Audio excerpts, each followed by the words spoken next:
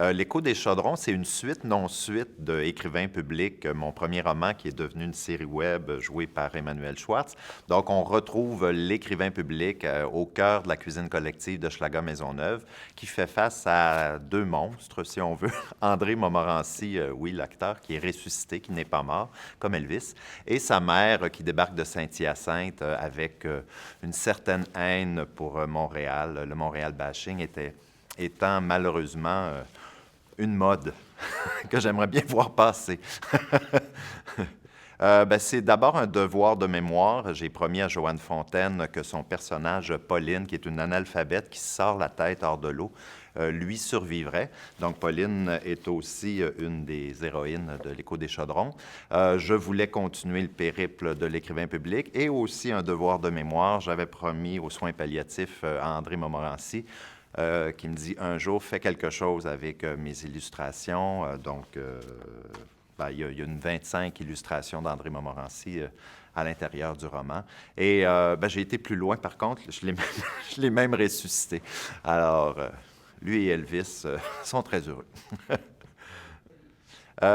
J'enseigne à l'UQAM, mais je dis souvent aux étudiants, il faut s'extraire du réel, il faut s'extraire de notre vie. Oui, c'est notre vie.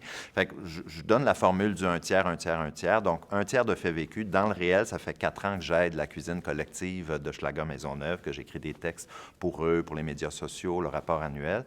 Et l'autre tiers, c'est de savoir architecturer ton récit, de rendre ça assez intéressant et fascinant.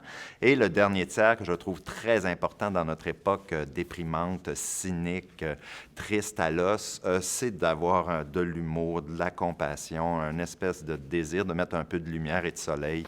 Alors, ce tiers-là m'a été, disons, salutaire dans l'écriture de l'Écho des Chaudrons. Je vis entouré de livres et la tristesse à chaque déménagement, c'est de dire, OK, lesquels peut-être ne me suivront pas, lesquels je vais donner. Je reste un lecteur affamé, assoiffé. J'aime beaucoup les auteurs qui sont capables de faire des liens avec l'histoire. Étant un amateur de psychanalyse aussi, j'aime plus les romans psychologiques. Les romans graphiques, je trouve, il y a des... par exemple, un BDiste qui s'appelle Ralph Koenig, qui est allemand, et qui parle des dérives totalitaires, de la place du religieux dans notre monde actuel, mais sous forme de romans graphiques. Réussir à rendre un récit. Mais je suis un lecteur aussi qui aime se faire mener en bateau. Donc, j'aime beaucoup une histoire au long cours, si vous voulez. Il était parfois difficile de garder le sourire à Montréal. T'en parler franchement pouvait vous attirer la foudre des bien-pensants. Heureusement qu'on peut encore épicer nos recettes, vous dirait André Montmorency.